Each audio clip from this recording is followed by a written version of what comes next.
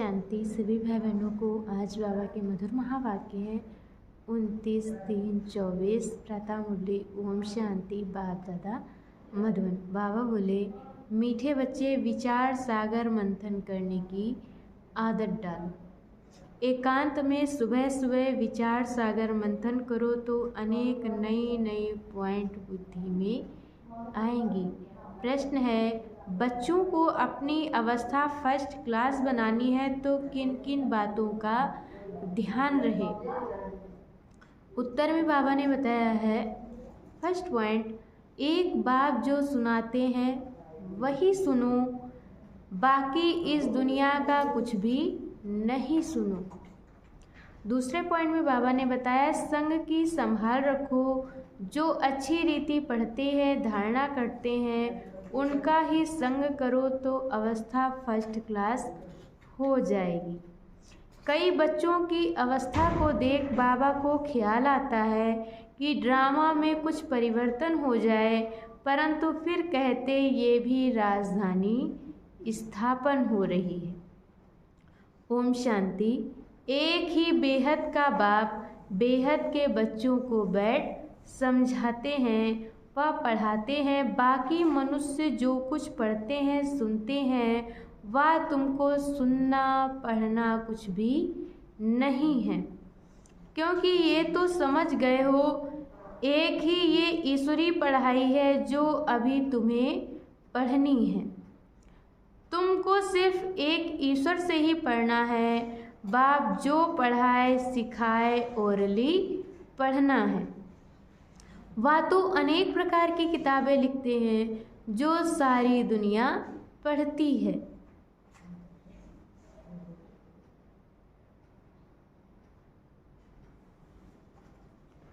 कितनी ढेर किताबें पढ़ते होंगे, सिर्फ तुम बच्चे ही कहते हो एक से ही सुनो और वही दूसरों को सुनाओ, क्योंकि उनसे जो कुछ सुनेंगे उसमें ही कल्याण है। बाकी ढेर किताबें हैं, नई निकलती रहती हैं। तुम जानते हो राइटियस तो एक बाप ही सुनाते हैं, बस उनसे ही सुनना है। बाप तो बच्चों को बहुत थोड़ा समझाते हैं, उसको डिटेल में समझाकर फिर भी एक ही बात पर आ जाते हैं। भल मनाभव अक्षर बाबा राइट कहते हैं, परंतु बाबा ने ऐसे कहा नहीं है। बाप तो कहते हैं अपने को आत्मा समझो, मुझ बाप को याद करो और सृष्टि के आदि मध्य अंत का ज्ञान जो सुनाता हूँ वह धारण करो। ये भी तुम जानते हो हम जो देवता बनते हैं वही फिर वृद्धि को पाते हैं। बच्चों को मूल वतन भी याद है, फिर नई दुनिया भी याद है। पहले है ऊंचे ते ऊंचा बाप, फिर ये नई दुनिया जिसमें ये लक्ष्मी नारायण ऊंचे ते ऊंचे राज्य करने वाले हैं। चित्र तो जरूर चाहिए, तो वह बाकी निशानी रह गई है। यही एक चित्र है, राम का भी है, परंतु राम राज्य को हेवन नहीं कहेंगे, वह है ही सेमी। अब ऊंच से ऊंच बाप पढ़ा रहे हैं, इसमें किताब आदि की कोई ज़रूरत नहीं है। ये किताब आदि कुछ भी चलनी नहीं है जो दूसरे जन्म में पढ़ सकें। ये पढ़ाई इस जन्म के लिए ही है। ये अमर कथा भी है।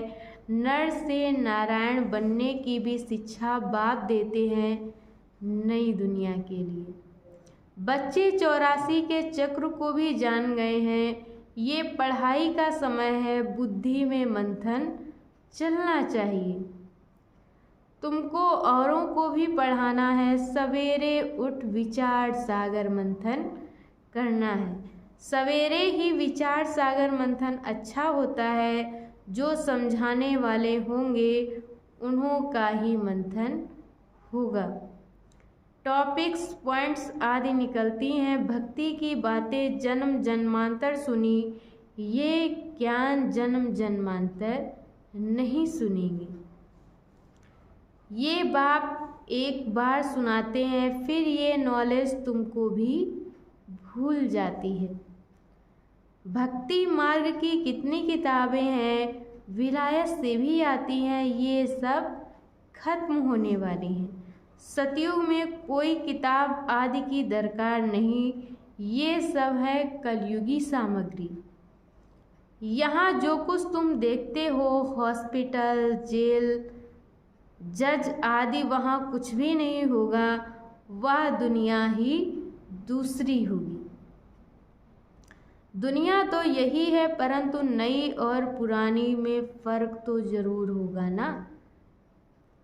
उनको कहा जाता है स्वर्ग, वही दुनिया फिर नर्क बनती है। मुख से कहते हैं फलाना स्वर्गवासी हुआ, सन्यासी के लिए कहेंगे ब्रह्म में लीन हुआ, निर्वाण गया, परंतु निर्वाण में कोई जाता नहीं है।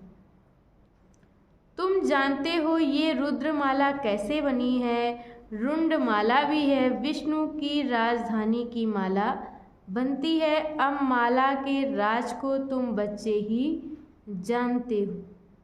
नंबरवार पढ़ाई अनुसार ही माला में पिरोए जाते हैं। पहले पहले ये निश्चय चाहिए, ये ईश्वरी पढ़ाई है।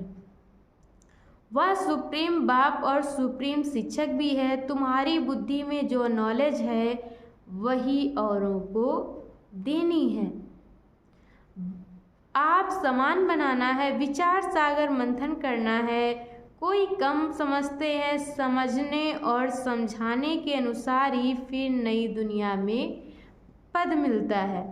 विचार सागर मंथन करने में बड़ा एकांत चाहिए। राम तीर्थ के लिए बताते हैं, जब लिखता था चेले को कहा 2 माइल दूर हो जाओ, नहीं तो वाइब्रेशन आएगी।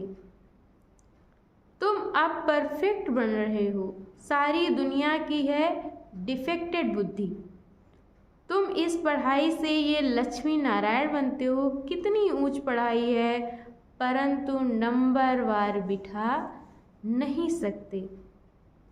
पिछाड़ी में बैठने से फंक हो जाएंगे, गुटखा खाएंगे, वायुमंडल खराब करेंगे। यूं तो ला कहता है नंबरवार बिठाना चाहिए, परंतु इन सब बातों को गुड़ जाने, गुड़ की गोथरी जाने। ये है बहुत ऊंच नॉलेज। तुम्हारी अलग अलग क्लास तो नहीं कर सकते। वास्तव में तुमको क्लास में इस तरह बैठना चाहिए जो अंग अंग से ना लगे। माइक तो दूर भी आवाज़ सुन सकते हो। बाप कहते हैं इस दुनिया का तुम और कुछ भी ना सुनो ना पढ़ो, उन्हों का संग भी ना करो। जो अच्छी तरह पढ़ते हैं उनका ही संग करना चाहिए। जहाँ अच्छी सर्विस है, जैसे म्यूजियम आदि हैं, तो वहाँ बहुत तीखी और योग युक्त बच्चियाँ चाहिए। ये भी बात समझाते हैं, ड्रामा बना हुआ है। कभी कभी बाबा सोचते इस ड्रामा में चेंज हो जाए, परंतु चेंज हो नहीं सकता। ये बना बनाया खेल है। बच्चों की अवस्था को देख ख्याल आता है कि कुछ चेंज हो जाए। क्या ऐसे ऐसे स्वर्ग में चलेंगे? फिर ख्याल आता है स्वर्ग में तो सारी राजधानी चाहिए। कोई दास दासियां चंडाल आदि भी होंगे। ड्रामा में कुछ भी चेंज नहीं हो सकती। भगवानवाज ये ड्रामा बना हुआ है, इसको तो मैं चेंज नहीं कर सकता। भगवान के ऊपर तो कोई भी है नहीं। मनुष्य तो कह देते हैं भगवान क्या नहीं कर सकता, परंतु भगवान खुद कहता है मैं कुछ नहीं कर सकता हूँ। ये बना बनाया खेल है। विघ्न पड़ते हैं, कुछ भी नहीं कर सकते। ड्रामा में नून है, मैं क्या कर सकता हूँ। बहुत बच्चियाँ पुकारती हैं हमको नंगन होने से बचाओ। अब बाप क्या करेंगे? बाप सिर्फ कह देंगे ड्रामा की भाभी ये तो बना बनाया खेल है। ऐसे मत समझो भगवान की भाभी। भगवान के हाथ में होता तो समझो कोई अन्य शरीर छोड़ देते हैं, उनको भी बचा लेते। ऐसे बहुतों को संशय आता है। भगवान पढ़ाते हैं, अगर भगवान के बच्चे हैं तो क्या भगवान भी अपने बच्चों को नहीं बचा सकते? बहुत उलझना देते हैं, कहते हैं ऐसे साधु लोग तो किसके प्राणों को बचा सकते हैं। प्राण फिर से आ जाते हैं, चिता से भी उठ जाते हैं, फिर कहेंगे ईश्वर ने लौटा दिया, काल ले गया, उस पर प्रभु ने रहम किया। बाप समझाते हैं जो कुछ ड्रामा में नूंद है वही होता है। बाप ने कुछ भी नहीं कर सकता, इसको कहा जाता है ड्रामा की भावी। ड्रामा का अक्षर तुम जानते हो। वह कहेंगे जो कुछ होना था वह हुआ, फिक्र काहे का। तुमको बेफिक्र बनाते हैं। सेकंड बाय सेकंड जो कुछ होता है ड्रामा ही समझो। आत्मा ने शरीर छोड़ जाकर दूसरा पार्ट बजाया। अनादि पार्ट को तुम मुंह कैसे फेर सकते हो? भल अभी थोड़ी कच्ची अवस्था है, थोड़ा बहुत विचार आ जाता है, परंतु भावी कुछ कर नहीं सकती। लोग भल क्या क्या भी कहें, परंतु हमारी बुद्धि में ड्रामा का राज है। पार्ट बजाना है, फिक्र की बात नहीं। जब तक अवस्था कच्ची है थोड़ी बहुत लहर आ जाती है। इस समय तुम सब पढ़ रहे हो, तुम सब देहधारी हो, मैं एक विदेही हूँ। सब देहधारियों को सिखलाता हूँ। बाप समझाते हैं कोई कोई समय पर तुम बच्चों को, फिर ये ब्रह्मा भी बैठ समझाते हैं। ये बाप का पार्ट और प्रजापिता ब्रह्मा का पार्ट वंडरफुल है। ये बाप विचार सागर मंथन कर तुमको सुनाते रहते हैं। कितना वंडरफुल नॉलेज है, कितनी बुद्धि चलती रहती है। बाबा का विचार सागर मंथन सुबह को चलता है। तुमको भी ऐसा बनना है जैसा टीचर।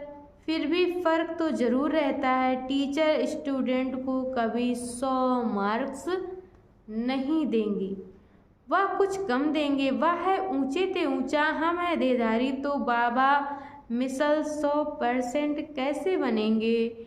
ये बड़ी गुह्य बातें हैं।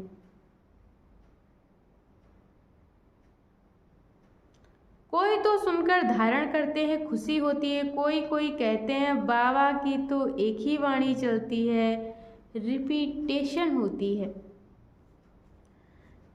अब कोई नए नए बच्चे आते हैं तो मुझे पहली पॉइंट उठानी पड़ती है, कोई नई पॉइंट भी निकल आती है औरों को समझाने के लिए। बच्चों को फिर भी बाप को मदद करनी चाहिए। मैगजीन निकालते हैं, कल पहले भी ऐसे लिखा होगा। अगर अखबार निकले तो उस पर बहुत ध्यान देना पड़े, ऐसी कोई बात ना हो जो मनुष्य पढ़कर नाराज हो जाए। मैगजीन तो तुम पढ़ते हो, कोई कच्ची पक्की बात होगी तो कहेंगे अब तक संपूर्ण नहीं बने हैं। एक्यूरेट 16 कला संपूर्ण बनने में तो समय लगता है।